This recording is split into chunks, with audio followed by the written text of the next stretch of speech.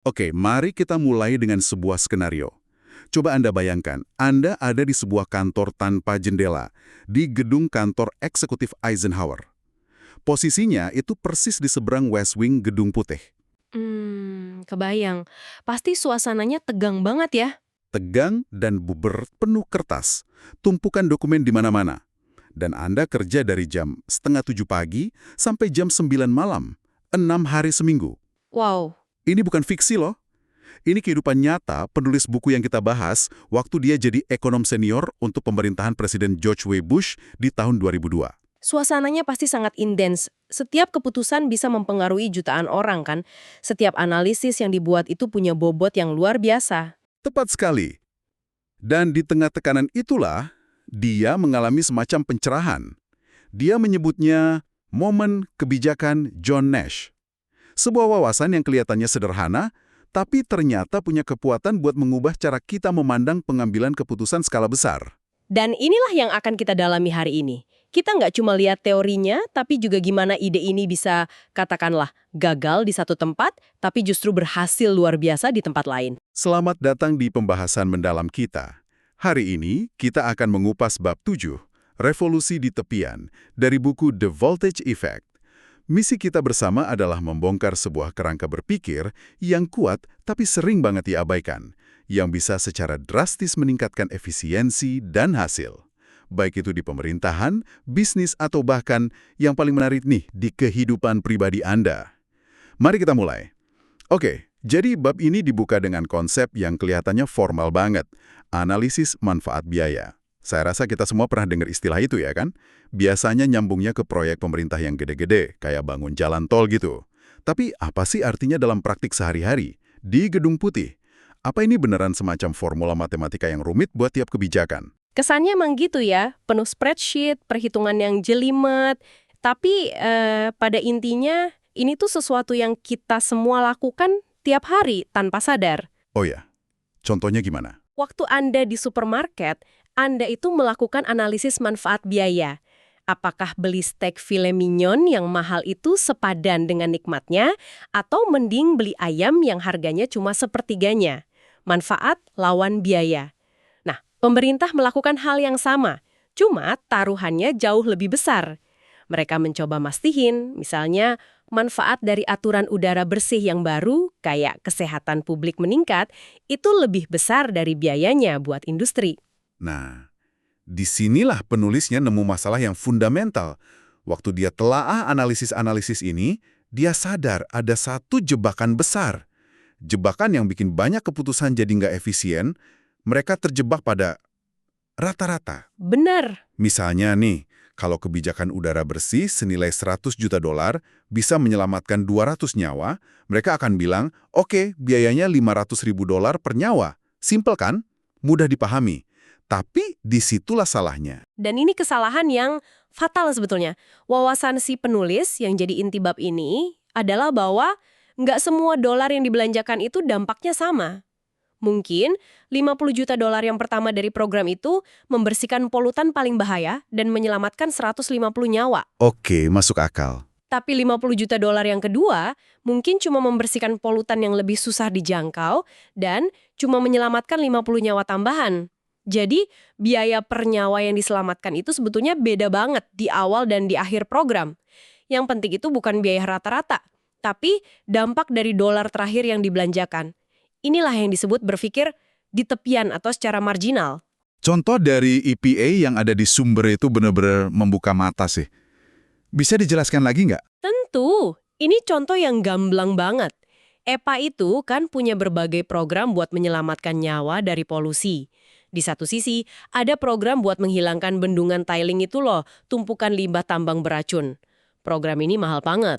Seberapa mahal? Puluhan juta dolar hanya untuk menyelamatkan satu nyawa statistik. Wow. Di sisi lain, ada program yang jauh lebih simpel, kayak memberlakukan standar kepatuhan polusi di pabrik. Dan program ini ternyata biayanya cuma puluhan ribu dolar untuk menyelamatkan nyawa yang sama. Tunggu. Puluhan juta. Lawan puluhan ribu. Untuk hasil yang sama, satu nyawa terselamatkan. Secara logika, harusnya kita pindahin semua uang dari program yang mahal ke program yang murah kan? Secara logika, iya 100%. Anda bisa menyelamatkan ratusan kali lebih banyak nyawa dengan anggaran yang sama. Tapi, nah, disinilah kita nabrak tembok realitas. Birokrasi. Tepat. Coba bayangkan betapa susahnya melakukan itu di pemerintahan. Kepala departemen yang ngurus bendungan tiling itu nggak akan gampang bilang, oh tentu ambil aja anggaran saya, kasih ke departemen lain. Dia bakal berjuang mati-matian, berargumen programnya penting, mungkin ada lobi politik, atau programnya udah jalan bertahun-tahun. Inilah gesekan dunia nyata yang bikin ideologis ini jadi susah banget diterapkan. Jadi, ide brilian ini terbentur oleh sifat manusia dan struktur birokrasi itu sendiri. Ini bikin saya bertanya-tanya, apa ide berpikir di tepian ini sesuatu yang baru, yang ditemukan penulis di kantornya itu? Atau ini sebenarnya konsep lama yang entah kenapa terlupakan? Di inti dari sebuah revolusi pemikiran di ilmu ekonomi pada akhir abad ke-19. Namanya revolusi marginal, yang dipelopori oleh pemikir-pemikir kayak William Stanley Jevons, Karl Menger, dan Leon Walras. Oke. Mereka ini bergulat dengan sebuah paradoks yang sudah membingungkan para filsuf selama berabad-abad, termasuk Adam Smith. Paradoks apa itu? Paradoks berlian air. Oh, pernah dengar. Pertanyaannya sederhana. Kenapa berlian, yang pada dasarnya nggak berguna buat bertahan hidup, harganya selangit? Sementara air, yang tanpanya kita semua mati dalam beberapa hari, harganya murah banget, bahkan seringnya gratis. Iya juga ya. Nggak pernah benar-benar kepikiran sedalam itu. Air secara total jelas jauh lebih berharga buat manusia daripada semua berlian di dunia. Tepat. Dan para ekonom marginalis ini yang memecarkannya. Jawabannya, kata mereka, nggak terletak pada nilai total suatu barang, tapi pada utilitas marginal, yaitu kepuasan atau kegunaan yang Anda dapat dari satu unit tambahan. Satu unit tambahan. Betul. Waktu air melimpah, kayak Anda tinggal di dekat danau, kepuasan dari minum satu gelas air tambahan itu rendah banget. Anda nggak akan mau bayar mahal buat itu. Tapi karena berlian itu langka banget, kepuasan yang Anda dapat dari punya satu berlian tambahan itu sangat tinggi. Jadi, nilai ekonomi sebuah barang itu ditentukan di tepiannya, di marginnya, bukan dari total kegunaannya. Ini pergeseran cara berpikir yang fundamental banget. Jadi, pemerintah pada dasarnya masih terjebak di cara berpikir pra-revolusi marginal. Mereka lihat nilai total dan rata-rata, bukan nilai di tepian. Oke, kalau birokrasi pemerintah yang lamban jadi masalahnya, Anda pasti berasumsi kalau dunia bisnis yang serba cepat, apalagi perusahaan teknologi kayak Lyft, pasti udah jago soal konsep ini kan? Mereka kan terobsesi sama data. Itu asumsi yang sangat logis, dan justru itu yang bikin bagian cerita selanjutnya jadi menarik banget. Setelah keluar dari pemerintahan, si penulis ini gabung dengan Lyft sebagai kepala ekonom. Dan di sana, dia mengalami momen John Nash keduanya. Lagi, Dalam sebuah rapat eksekutif, waktu dia lihat spreadsheet pengeluaran perusahaan, dia sadar bahwa Lyft, perusahaan yang dibangun di atas data dan algoritma, bikin kesalahan yang persis sama dengan pemerintah. luar biasa. Jadi mereka juga terjebak di rata-rata. Benar sekali. Mereka bakar jutaan dolar buat macam-macam. Iklan di Google, bonus daftar buat pengemudi baru, program referensi buat penumpang. Dan waktu mereka evaluasi pengeluaran ini, mereka lihatnya pengembalian rata-rata. Misalnya, kita habiskan 10 juta dolar untuk iklan Google dan dapat 50.000 penumpang baru. Berarti biayanya 200 dolar per penumpang. Mereka nggak nanya. Mereka nggak nanya, berapa biaya untuk mendapatkan penumpang terakhir? Nah, momen inilah yang melahirkan memo Adam Smith yang terkenal itu di internal Lyft. Apa isinya memo itu? Prinsipnya sangat elegan dan langsung dari dasar ilmu ekonomi. Memo itu bilang, sebuah perusahaan hanya bisa beroperasi secara efisien jika manfaat marginal dari dolar terakhir yang dihabiskan pada semua inputnya itu disamakan. Oke, coba disederhanakan. Gini, pengembalian yang Anda dapat dari dolar terakhir yang dihabiskan untuk iklan Google harus sama dengan pengembalian dari dolar terakhir buat bonus pengemudi. Dan harus sama juga dengan pengembalian dari dolar terakhir untuk semua hal lainnya. Saya suka analogi yang dia pakai di memo itu. tentang nemu $1 di tanah. Iya, itu bikin jadi gampang banget dipahami. Kalau Anda nemu $1, Anda mau belanjakan di mana? Tentu di tempat yang kasih untung paling besar. Tepat, manfaat marginal tertinggi. Nah, Lyft nggak melakukan itu. Mereka mungkin menghabiskan dolar terakhir mereka di iklan Google cuma buat dapat pengembalian 50 sen. Sementara dolar terakhir yang dihabiskan untuk bonus pengemudi bisa kasih pengembalian $2. Mereka kan buang-buang uang dengan nggak mengalokasikan tiap dolar terakhir ke tempat yang paling produktif. Dan total hasil, terus tiba-tiba ada yang bilang, kami nggak peduli rata-rata, kami cuma peduli dampak dari dolar terakhir Anda. Itu pasti bikin guncangan budaya. Pasti. Itu mengubah cara semua orang mikir soal sukses. Tiba-tiba, ini bukan lagi soal menghabiskan seluruh anggaran, tapi soal mastiin setiap dolar bekerja sekeras mungkin. Ini maksa tiap tim buat jujur, di mana titik pengembalian mereka mulai menurun. Hasilnya, seperti yang dijelaskan di buku, sangat transformatif. Kerangka berpikir marginal ini jadi alat praktis yang bantu Lyft gak cuma bertahan pas pandemi, tapi juga bantu mereka tahu persis di mana harus investasi lagi waktu bisnis mulai pulih. Oke, ini kedengarannya hebat banget buat perusahaan teknologi kayak Lyft, yang datanya lengkap. Mereka bisa lacak tiap klik, tiap pendaftaran. Tapi gimana dengan bisnis yang lebih tradisional? Katakanlah sebuah restoran keluarga. Gimana pemiliknya bisa tahu manfaat marginal dari dolar terakhir buat koki baru versus iklan di koran lokal? Apa konsep ini cuma buat dunia yang serba terukur?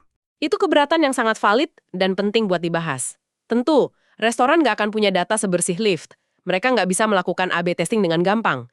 Tapi yang terpenting di sini bukan soal punya perhitungan matematis yang sempurna, tapi mengadopsi kerangka berpikirnya.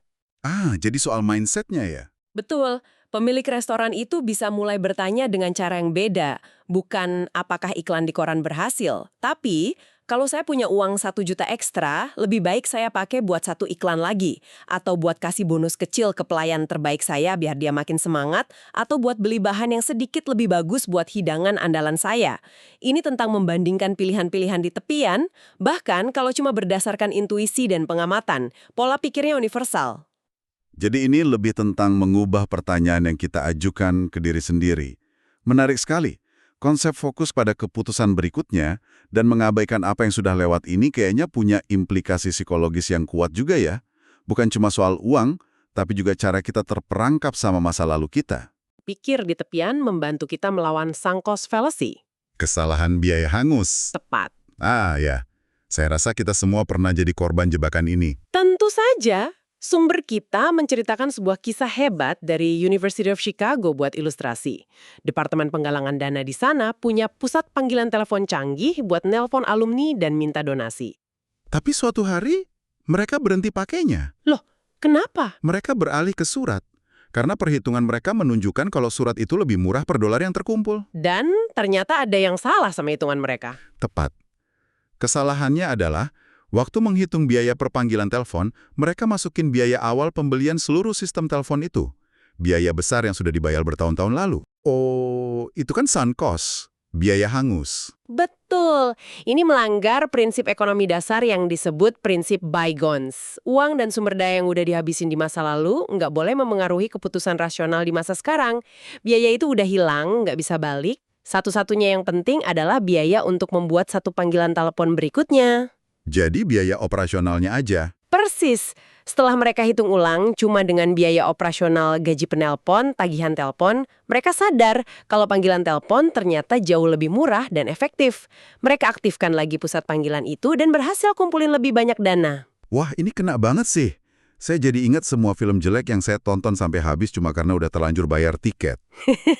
Iya kan? Otak saya bilang, kamu udah bayar. Tapi hati saya teriak, 2 jam hidupmu yang berharga nggak akan kembali. Kita terus ngerjain proyek yang jelas-jelas gagal karena udah terlalu banyak waktu yang dihabiskan. Atau bertahan di hubungan yang nggak sehat karena udah terlalu lama berinvestasi. Persis. Jebakan ini kuat banget karena melibatkan ego kita. Keengganan kita buat ngaku kalau kita udah bikin kesalahan. Kita merasa kalau kita berhenti, semua investasi awal kita, waktu, uang, emosi, bakal sia-sia. Padahal, investasi itu ya sudah sia-sia. Pertanyaannya sekarang, apa kita mau terus buang sumber daya yang lebih berharga lagi? Buku ini menawarkan sebuah alat mental yang sederhana tapi powerful banget buat ngelawan ini. Itu pertanyaan yang sangat mencerahkan. Kalau jawabannya enggak, ya itu sinyal yang jelas banget. Rasanya kayak ngasih izin ke diri sendiri buat berhenti merugi dan bikin keputusan terbaik buat masa depan, bukan buat membenarkan keputusan buruk di masa lalu. Tepat sekali. Itu membebaskan Anda dari beban masa lalu untuk membuat keputusan yang lebih baik di masa sekarang. Di tepian. Jadi, setelah kita bongkar semua ini, apa artinya? Bagi saya, pergeseran mendasar yang ditawarkan bab ini adalah untuk berhenti terobsesi dengan gambaran besar dalam arti tradisional total, rata-rata sejarah. Sebaliknya, kita diajak buat kasih perhatian penuh pada tepian. Dolar berikutnya yang akan Anda belanjakan, jam berikutnya yang akan Anda alokasikan, keputusan berikutnya yang akan Anda buat. Disitulah efisiensi sejati ditemukan, dan di mana revolusi kecil dalam pemikiran bisa menghasilkan keuntungan yang luar biasa besar. Dan ini membawa kita pada sebuah pemikiran penutup yang menarik. Kita sering banget kan dikasih nasihat untuk melihat gambaran besar. Tapi, wawasan dari pembahasan kita hari ini justru nunjukin kalau keuntungan terbesar seringnya tersembunyi bukan di gambaran besar itu, melainkan dalam keputusan-keputusan kecil yang kita buat di tepian. Jadi, pertanyaan untuk Anda renungkan adalah ini. Di area mana dalam pekerjaan atau hidup Anda selama ini tanpa sadar mengandalkan rata-rata untuk membuat keputusan? Dan peluang besar apa yang mungkin terlewatkan yang hanya bisa Anda lihat jika Anda mulai berpikir secara marginal?